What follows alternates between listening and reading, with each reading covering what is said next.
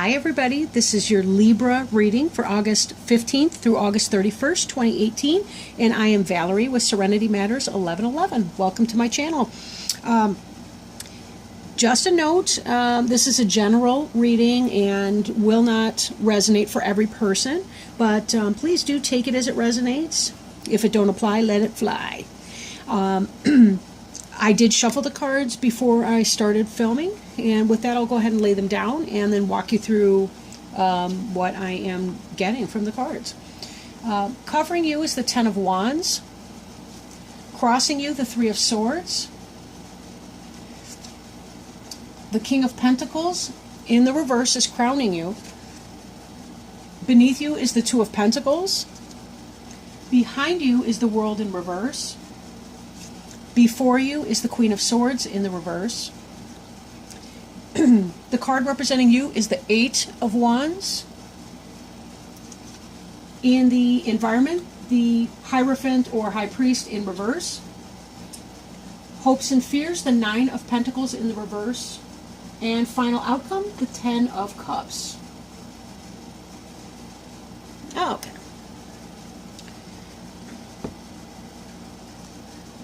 All right. Ooh. On the bottom of the deck, we have the Wheel of the Year card in the reverse. Right underneath that, we also have the shadow side. So I kind of want to address the two of those together because I'm channeling and that feels right. The Wheel of the Year in the upright has to do with fate playing a role, taking a hand in something, helping us through an issue.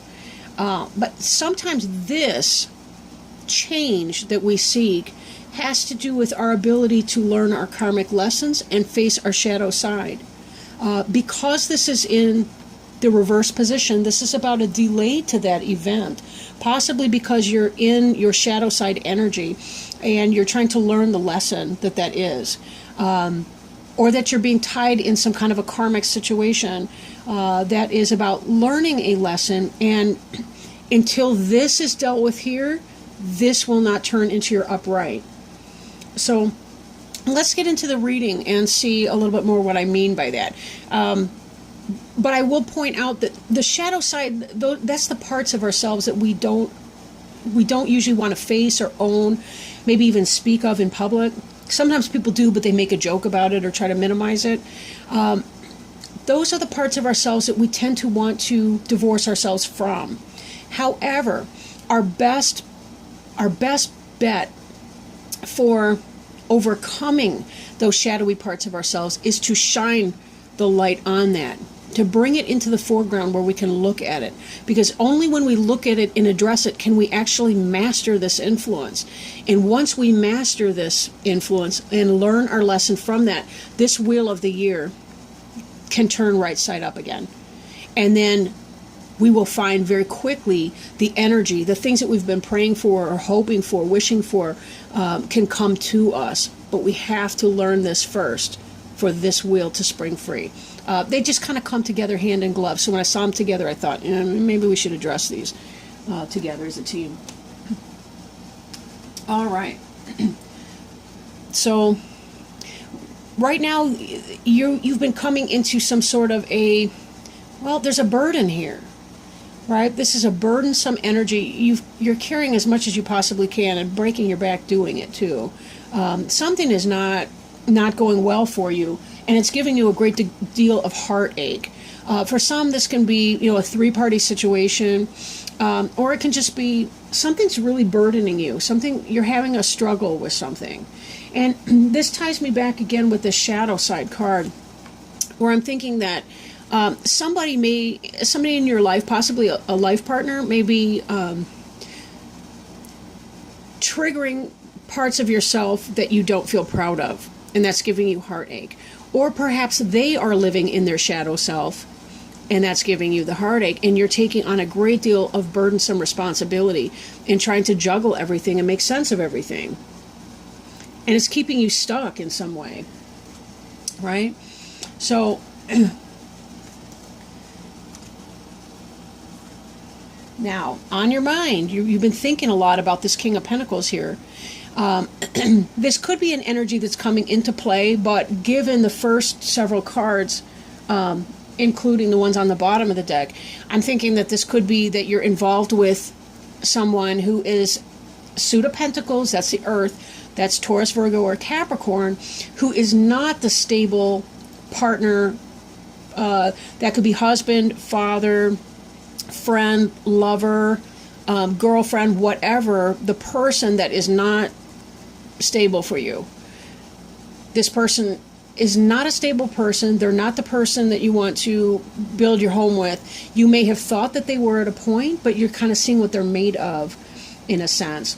And this is burdensome for you, right? This is creating some kind of a problem in your mind. You're struggling to deal with that.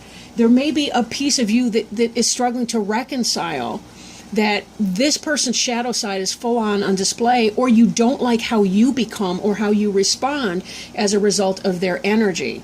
Now, the King of Pentacles in the upright, he's the ideal father and homemaker and partner, business partner, manager, and so on. If this is a work environment situation, your insecurities are coming out because of this energy with this person. If this is your mate, this is somebody who possibly is a cheater, or they may be spending money right and left and putting you into the poorhouse, so to speak, because they're spending in a way that is not making sense for you, and that it's creating a whole lot of burden for you to have to shoulder.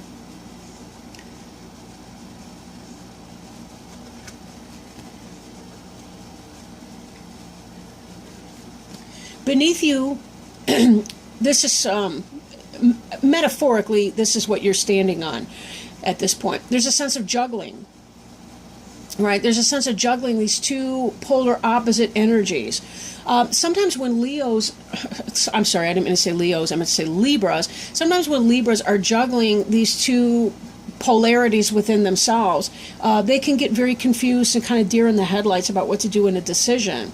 However, you guys are also air signs, so when you make your decision, you know what time it is and you know how to do it almost dispassionately. Not that you don't care. I mean, we see by the choppy water in the background that there is emotion coming in here, but you also have the thick of these clouds, which are saying, a storm is brewing and something's going on here. I'm juggling as much as I can and I'm dealing with what I can, but there comes a point where I'm done, and that done is going to be coming soon, right? That done is coming soon. Now, behind you, we had this energy of the world in the reverse. In the upright, this is about the end of a cycle. This is about a completion of something. And that cycle tends to be a major shift for you. Something that's huge. It's a career change. It's a relationship change. It's something along those lines. In the reverse, this is a delayed action in that you were trying not to complete the cycle. You were trying not to end something. And that would be why your Wheel of Fortune would be in the reverse as well. By closing yourself off to this level of change, you are also closing off the fates from bringing that into you. We have free will, and we also have that. Because we have free will, we're co-creating the universe with the divine. And so when we bring this element into that, when we resist and hit the brakes on change, our new cycle is not going to begin for us. And that's part of what we're seeing. Now, this influence of the world in reverse is in your past tense, or going to be moving quickly into your past tense. And I really strongly feel that this has to do with this burden. It's too much for you to bear. And it's an emotional and intellectual burden as well. It's not just,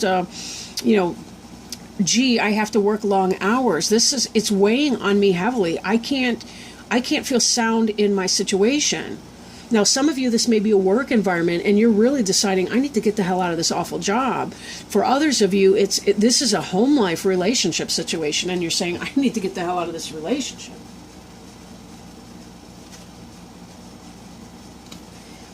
Now, your future card, what's coming, is the Queen of Swords in the reverse. In the upright, she can be about communication. She's technologically gifted. She's the queen of the internet. She's the businesswoman. She's way up there in intelligence and IQ. Very intellectual. Communication, that kind of stuff. Works in radio, works in business. She's running the company. She's not doing the grunt work, this Queen of Swords. She's an air sign, Gemini, Libra, like yourself, or Aquarius. In the reverse position, she can be vindictive. She can be nasty. She can be really, really, really hard to take. Really hard to take. My feeling here, though, this is you cutting something out. You taking on that energy of the Queen of Swords in the reverse because you're over it. You're over it. You're done with this burdensome responsibility. And you're saying, I can't carry the weight for both of us, for all of us, whatever that is. I got to cut my losses because I'm moving on. I can't live in the space. Now, this here, Eight of Wands, this is communication coming in, finding new direction for your energy and passion. Something that you've been thinking about and weighing back and forth around, this is coming for you. Like, it's making sense what you want to do. You're getting the idea of what you want your steps to be. You're facing your demons in a way.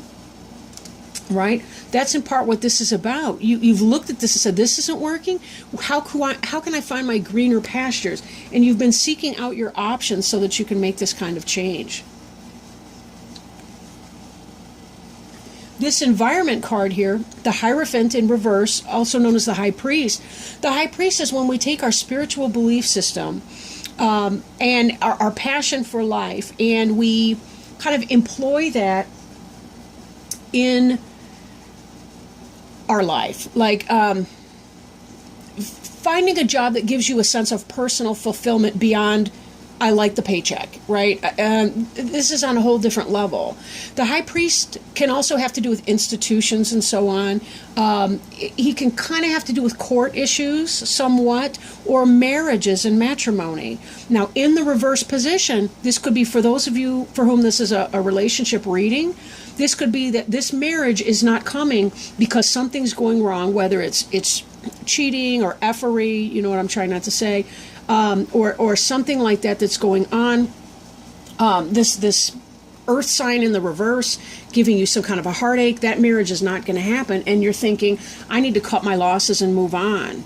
So if this is a relationship issue, this is just kind of affirming that marriage is failing. That's a divorce. Or that type of a situation.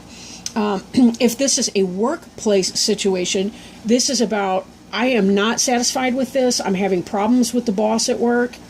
That's who this guy is right here. It's fueling emotional and mental pain and anguish. And this guy's not a good guy. And I gotta sever my ties with this business because it is not suiting my interests to do so. And therefore, I'm going to take up this energy and I'm leaving this stuff in the dust. Gotta go. Got to go. Now, your fears. This is the hopes and fears. And in the upright, the Nine of Pentacles is what you want to see. This is about success in business. This is really kind of the wish card of material success. She tends to be alone. This is the self-made businesswoman. In a sense, you may hope for that. Or business person, somebody going it alone. They want to establish their foundation before they invite somebody into their environment. Now, in the reverse, it could be that you're fearing having to go it alone as you build your empire, develop your business, buy your house, establish your home and your material brick and mortar family life. There can be that fear of that. Then again, it's... you still hope for that at the same time. So finding that sense of balance, what is it that you fear about going it alone? Does it have to be a bad thing to go alone? Because sometimes it's better to go it alone than it is to have somebody dragging at your ankles and creating painful situations of dishonesty and burden and stabbing you in the heart with their behavior. You want things to be a certain way. Now, if this was you, if you were falling in love with somebody else and feeling conflicted about which way to go, there's that as well. But it may be that you're going it alone for a time, but you can still have your success in that. right? And kind of throwing the cards all akimbo here. But your final outcome card is the Ten of Cups. This is about happy family life and love. Less the material aspect of that, but there still is happiness in that. I mean, what kind of family's happy when they're starving to death in a gutter, right? It doesn't work out that way, really. So you will have it all. That's what this is saying. When you cut this out, face your fears here. Face your fears. Cut out what is no longer serving you, because then the wheel can turn for you, and you can find yourself in the energy of the happy family life that you've been wanting to have. Even if it's by yourself, tending your garden with your kids or with your sister or whoever your friends are and the people that feel like family to you, in cutting away the trifling, manipulative, BS type energy, you're opening the door for this possibility to come in. You're allowing fate to do what you've been praying for this whole time anyway. And if you're not the praying kind, you still wish for it. And that's okay, because we manifest by putting emotional energy behind the thoughts that we have.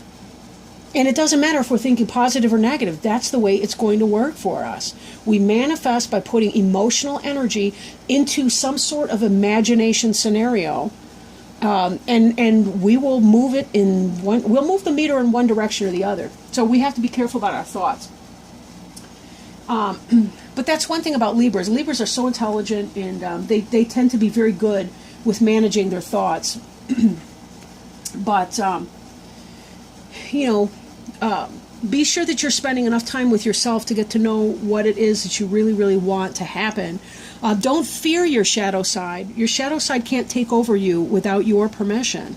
So when you allow yourself to go into that space and recognize what it is that you don't like and don't want, that's how you can become the master of that, so it doesn't have to control you. Then you can observe it and move on with that. Now, you may hear me shuffling. I'm shuffling the Animal Wise Tarot deck by Ted Andrews. I'm going to pull one card for you and hope that this, I'm not going to hope, I'm going to ask that this card please help Libra along their journey of understanding, of choice making, clarification, guidance, wisdom, etc. So please may we have some guidance, etc., for Libra from August 15th through August 31st, 2018.